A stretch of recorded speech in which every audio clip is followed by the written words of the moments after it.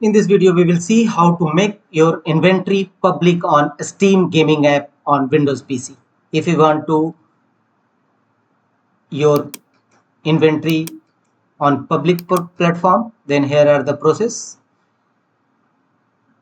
Open Steam app. Here from the top right corner, click on your profile name and choose View My Profile.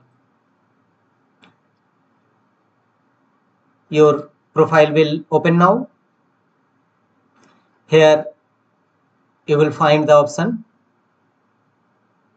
Minimize this page and you will find your profile option. Here click on Edit Profile from the right side of page, and from the left side you will find the option Privacy Settings. Click on Privacy Settings.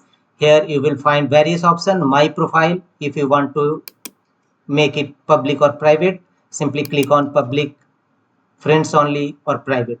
My Profile. Some other features are Game Details and Friend List.